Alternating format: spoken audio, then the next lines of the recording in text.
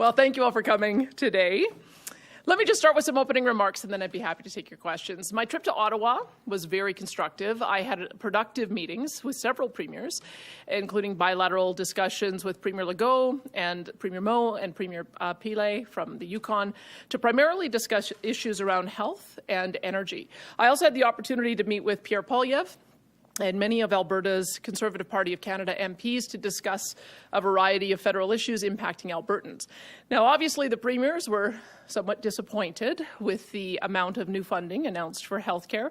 However, Alberta will use its new dollars to accelerate the health reforms that we've already commenced here to decrease ER wait times, to decrease ambulance response times, to decrease surgery backlogs, as well as to recruit more frontline workers, especially in primary care.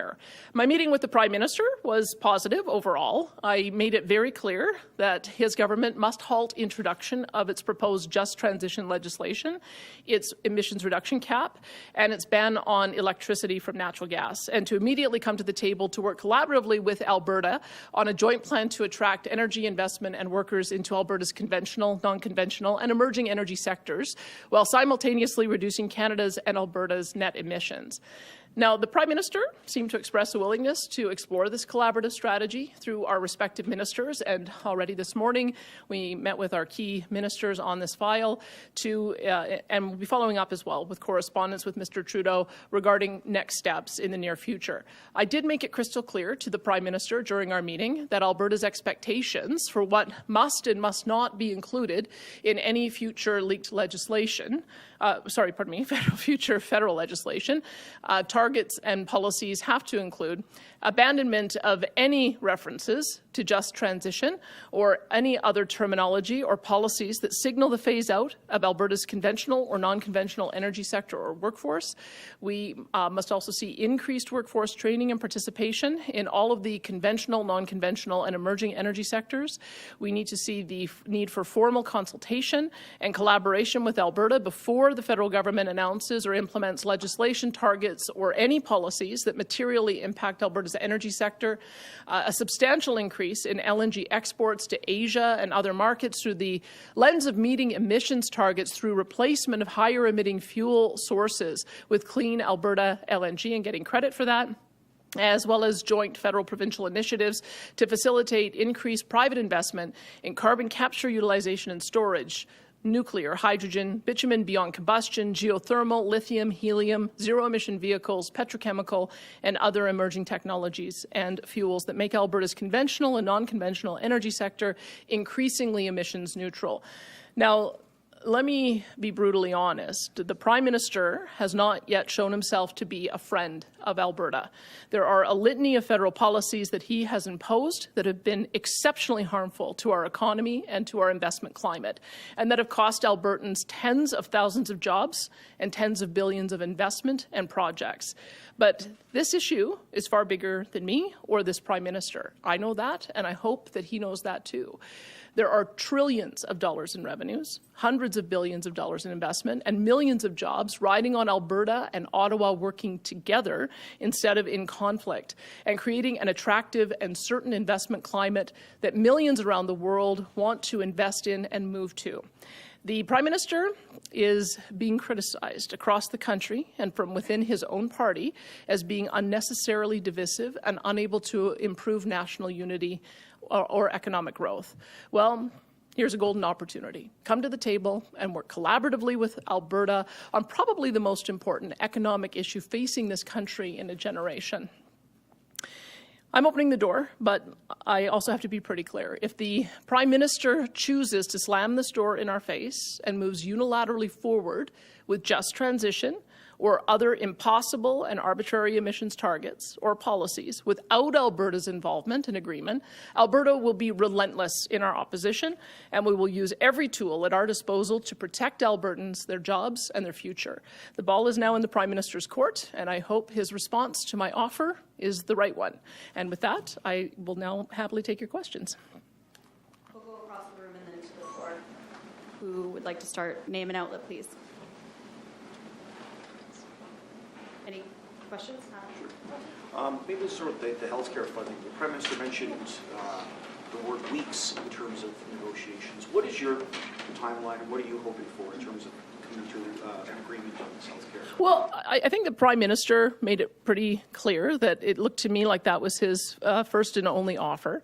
I'll be meeting with my First Minister colleagues, I think on Monday, to just see what our response will be. I know that there's a great amount of disappointment. They've been advocating on this issue for over 2.5 years. And so I think that they were anticipating that the new money would be a lot more. That being said, I think Alberta's share will be about $518 million new dollars. And I've already talked to my health minister about how he wants to deploy those dollars. We've already started on a very ambitious reform strategy, and it will be helpful. So we're going to be making sure we don't leave any money on the table. But I will just express on behalf of all the First Ministers, they had anticipated that it would be a higher share. So I guess when would you like to see, like how long would that process do you think? But I imagine it will take days or weeks, not much longer than that. I think the federal government is in process right now of their own federal budget, which I think is going to be out by the end of March. And the Prime Minister signaled that the $2 billion top-up as it's distributed across the country could actually come quite quickly. And then the bilateral agreements will just take a little bit longer to be able to negotiate. But we were pleased to see that most of the funding increase was in the Canada Health Transfer. That's particularly important to Alberta because it's divvied up on a per capita basis and it has no strings attached. So I think that at least was the right balance, that most of the dollars are coming through with no strings attached. Tim Brooke with CTV. I kind of just want to pivot to something else. Sure. Can you talk about the idea behind the new pilot program that the Energy Minister is looking into that will essentially incentivize companies to clean up orphaned and abandoned wells? Yeah. Why you'd like to go in that direction as opposed to just telling these companies to clean it up, or essentially they can't do business here anymore? Well, during the pandemic, the federal government came through with the site rehabilitation program, which was $1 billion to accelerate abandonment. And we have a huge amount of learning that has taken place now over the last couple of years. And we don't want to see any of that progress lost. We want to make sure that those workers remain employed. So there are a couple of measures coming through. Number one, there is going to be a mandatory amount of abandonment cleanup that has to be done every year. That's going to be a percentage basis. But we also know that there's a problem with the worst wells in Alberta. There are a lot of practices that were approved by government that would not be environmentally valid today.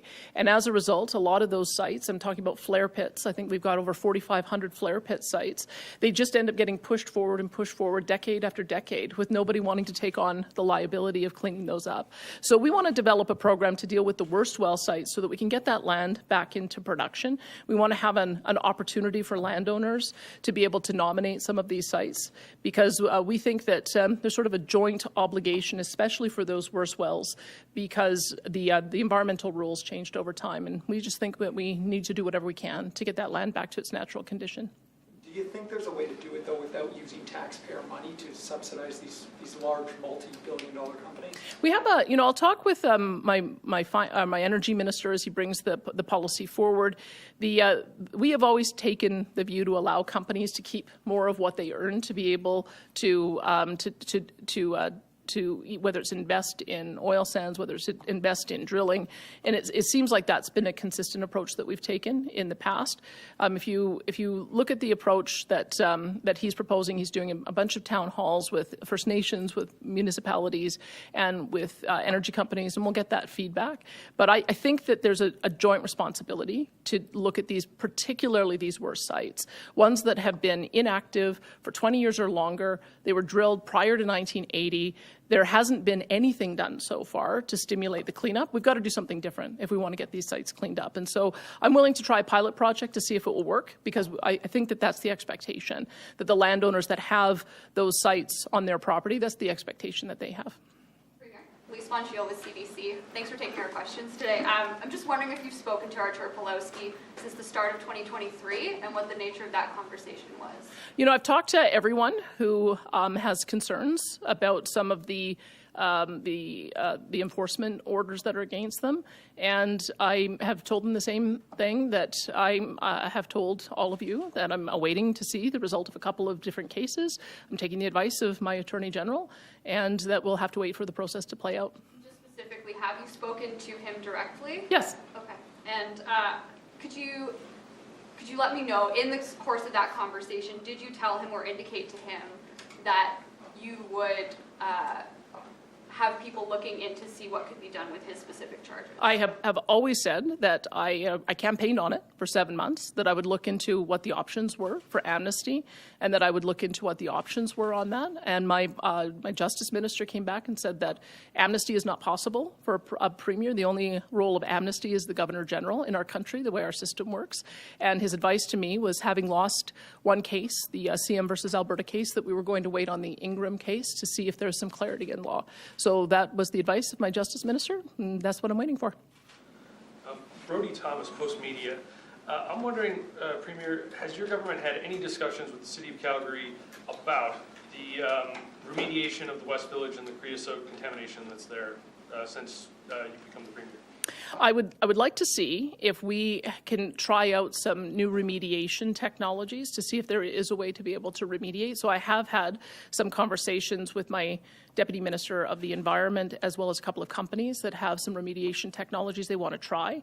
And because the West Village site is one that has the potential to be anywhere from 50 million to 300 million for cleanup, I would like to see if we can try out some new technologies to be able to bring that site back into use. So I don't know if that is going to be something we could do in the near term or the immediate term, but I think we'll learn a lot by accelerating some of the remediation of some of the sites that will be able to help us with the West Village. It's a huge area, a huge land parcel. If we can get that cleaned up, it would have an enormous value to the City of Calgary. So it is something that I think that we should be talking with them about, if there's some way that we can accelerate that.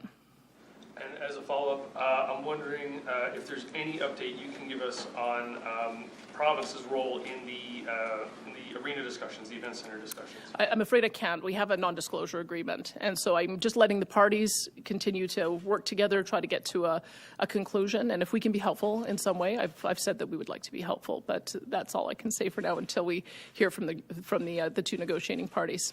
Jonathan Bradley, Western Standard. My first question is, there's been some social media buzz about the handshake that you did with Prime Minister Justin Trudeau. What did you think of the handshake, and did it hurt?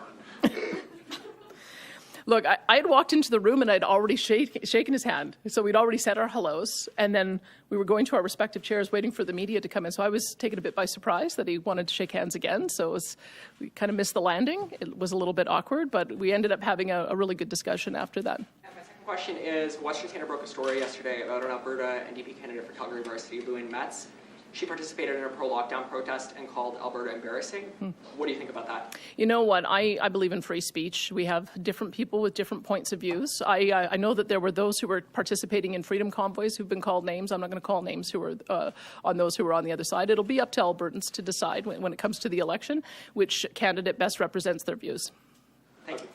Question, and this is definitely on a topic that a lot of people are talking about, including, I've been told, on Calgary Reddit as we speak. It's the top topic, and you haven't really spoken a lot about it. I know you have some concerns about it, but I'm going to give you this opportunity today, because we know that there is going to be an announcement next week for sheriffs coming to Calgary, as there was already announcements about sheriffs going to Edmonton. That announcement's already been made.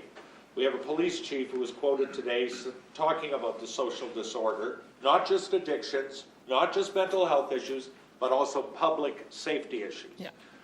What is your message to people who go on transit and are experiencing difficulty with people on the trains, with people on the platforms, with people on the way to the platforms? What do you say to people who can't go to their convenience store or can't go to another convenience store because they have to run a gauntlet of people around the site scaring the hell out of them? Yeah. What do you say to the people in Calgary, in Edmonton, but I'm talking about more Calgary, in Calgary, who are discussing at this very moment, the people that are wandering around yelling, screaming, erratic behavior, random acts of violence, everything else? And what we generally hear from political figures is long-term strategies for dealing with addictions and mental health, and those are all very good. But what do you say to people who are lined up at the local Safeway in the Beltline for 25 minutes to go to the bathroom while a security guard is pounding on the door to try to get a person shooting up to get out of the toilet? Yeah. And then, I mean, this happens, and then the security guard at the end says, it happens all the time. Yeah. So what do you say when there's this fairly, it's in many hot spots throughout the city, on transit, in communities, on the street? What do you say personally, and as Premier, to the people living among all of that disorder and crime? Well, we clearly let it get away from us in all of our cities, our 2 large cities and our mid-sized cities. And maybe it was because there were fewer people coming downtown because of COVID and working at home. And I think people are astonished at how dangerous it's become to drive the LRT, is how dangerous it's become to come out on the street at night after work. I've heard of a couple of business deals in Edmonton that have fallen apart because when the principals wanted to buy the building, they looked around and said, we will not have our female workers come out in this environment at night. And that's not acceptable. We have to have public spaces that are safe for the public. So that is why we are working with our sheriffs to embed them with first Edmonton Police, and you already mentioned that there'll be an announcement in Calgary. I can't confirm that, but you'll have to hear more from Mike Ellis on that. And I must tell you, our sheriffs came forward and volunteered for those positions. So they want to help too. They want to make sure that there is active policing, that there's active presence. Because here's one of the things that I would say is that police officers are often the point of contact to convince somebody to get into treatment. My chief of staff, Marshall Smith, is a foremost expert in North America on addiction because that's his story. He lived it.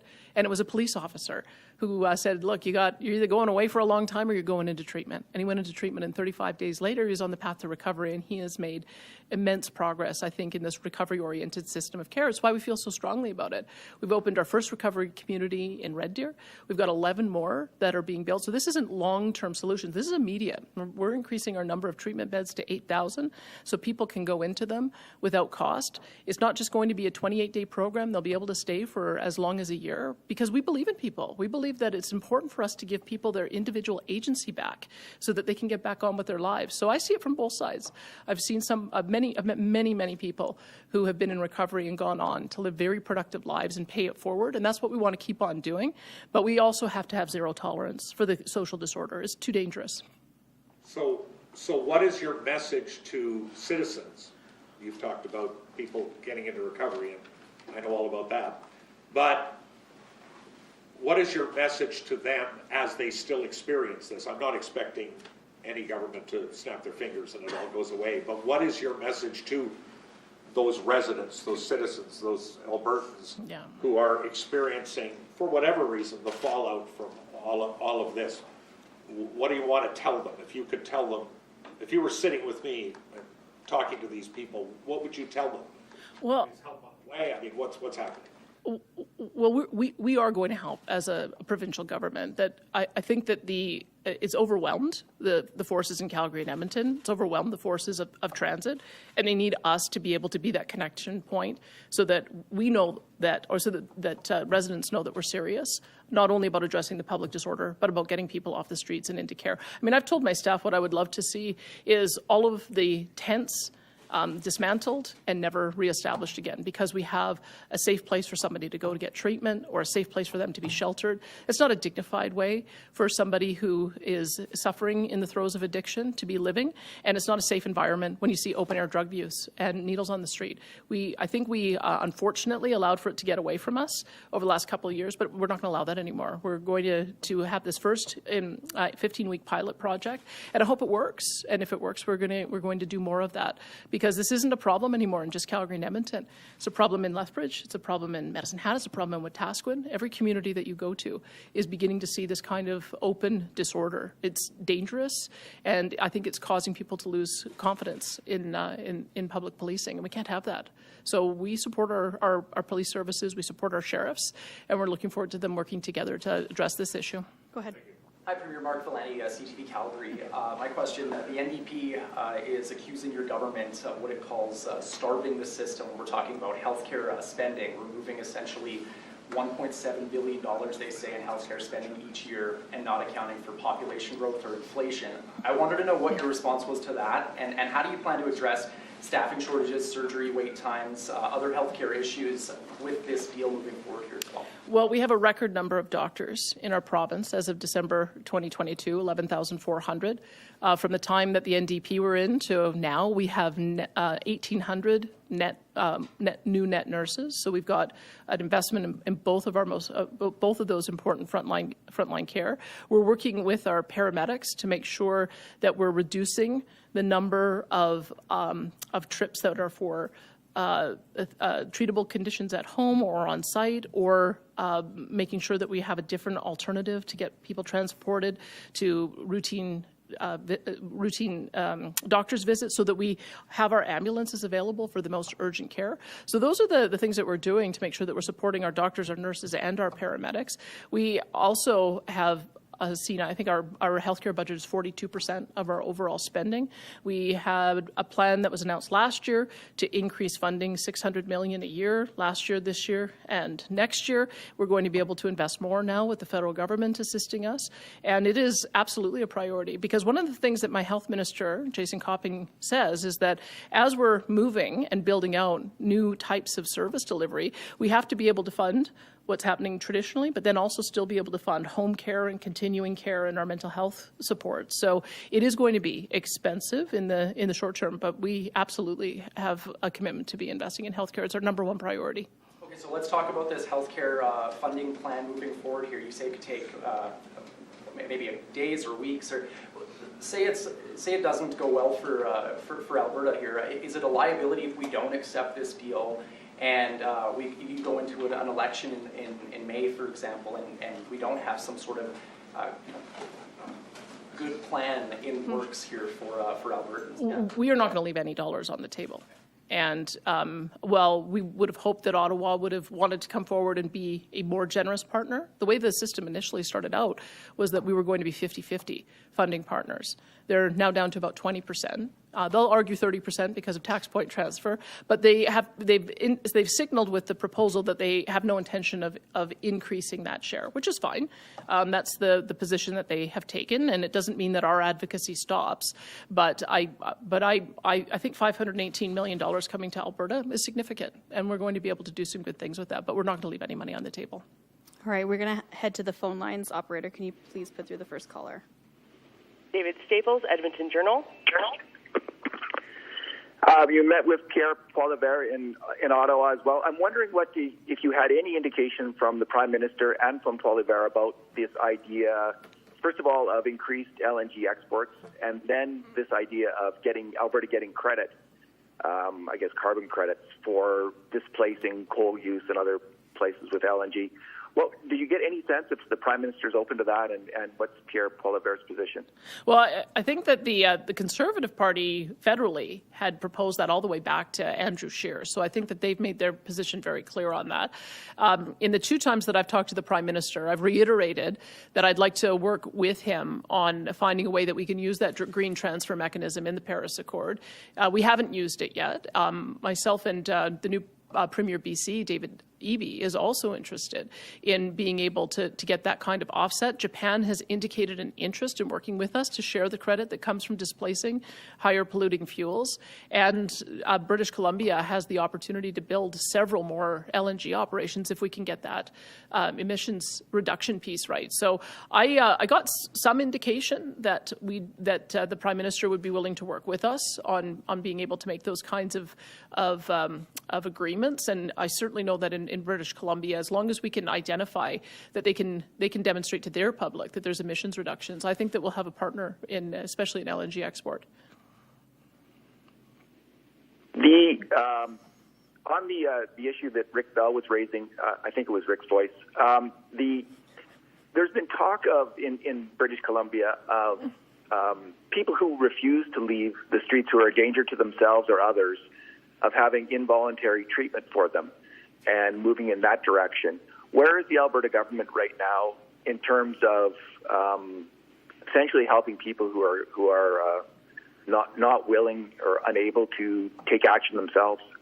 I think we'll have a good indication of how much receptiveness there is to those who are on the street wanting to get into treatment with the pilot program that we have in Edmonton.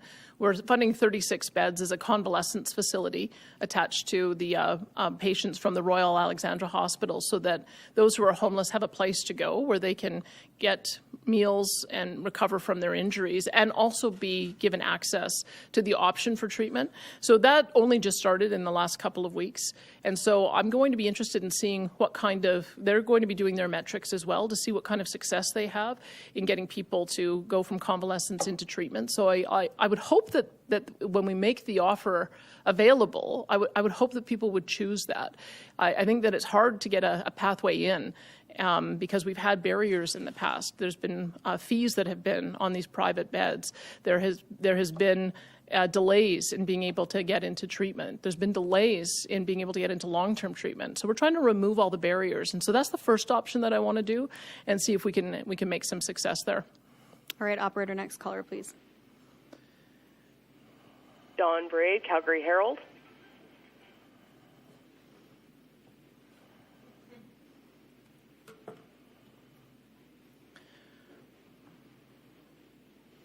Don, are you there?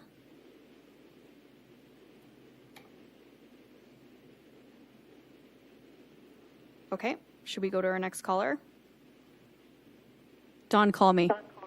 Dean Bennett, Canadian Press. Oh, hi, Premier. I just want to pick up on something the CBC asked. Just to clarify, did you say that you've been in contact with people who are before the courts on their COVID-related cases after they had been charged? Is that the case? And if so, who have you been contacting? Been contacted by? Who have you spoken to? I'm a politician, and so on the campaign trail, I was contacted by a lot of people who are facing fines. Yep. No, I asked for specific names, but I guess I'm not going to get them. Premier, I wonder if you could clarify exactly, since this came up in terms of your discussions with justice officials, in my mind, it's been a bit confusing in terms of what was discussed. I mean, at various times you've said the talks are done, the talks are ongoing, it's prosecutors, it's not prosecutors. I was only asking about general sentencing or prosecution principles. I was asking about specific elements to these cases. I was asking about amnesty. Can you clarify exactly what is it that you asked or discussed with Tyler Shandro and the Deputy Minister? Well, let's be clear. The CBC story was untrue, and I've asked for an apology, and I still haven't gotten it, and I've asked for a retraction. They gave the impression that me or my staff was calling around to Crown prosecutors, and that was not true.